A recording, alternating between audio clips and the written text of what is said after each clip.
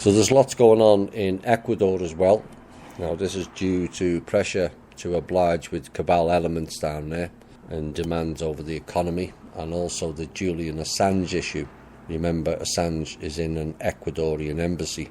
But this type of skullduggery these clowns are resorting to, I can't say now, as they've done this type of threats for hundreds of years, or likely longer, but they won't be able to threaten much longer. Another country under threat, Venezuela, we mentioned that in the first part. Now, Venezuela is all about dropping off cheap or free of what is known as ISIS oil that they've stolen out of the Middle East.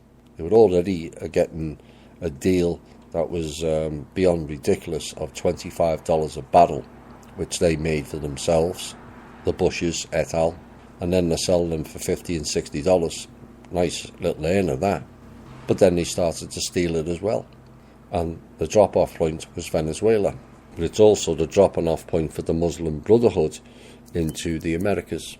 Now, whilst all this fun and games is going on, the people are really suffering badly over there currently.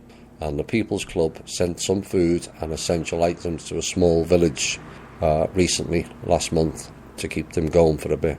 For those of you who ask, the Manor World Holding Trust has tried to get funds in there, but the blocking continues in that country, and they're still trying to dupe the people with General Chavez, who is rather popular in Venezuela, and his daughter, to overthrow the current government and what they believe will fix the country, except she is a Rothschild's trained puppet, not of her father's ilk. The clowns are attempting to pull off the RV again tomorrow. You all know the result by now, what will happen.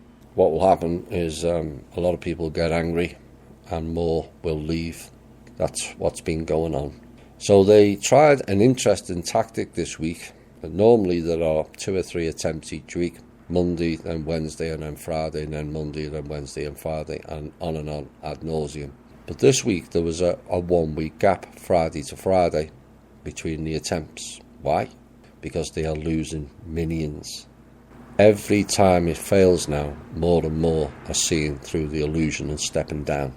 They also now know that the trust funds exist. They've also now seen it being delivered. So they also now know there is an alternative to the Rothschilds and the fake, non-existent Chinese elders. All attempts to locate Chinese elders have turned up empty. They don't exist. It's another one of the Rothschilds' illusionary games. Now, the minions in the back channels have all been threatened this week that they must stick to the plan or they will die. I would say to those people, step out en masse. They can't kill you all.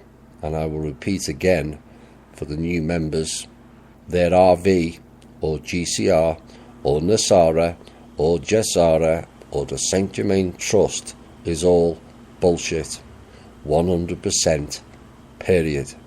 So I'm asking the minions to please spend this weekend, after it fails again tomorrow, consider where you stand. A failed project or a new beginning? Please choose wisely.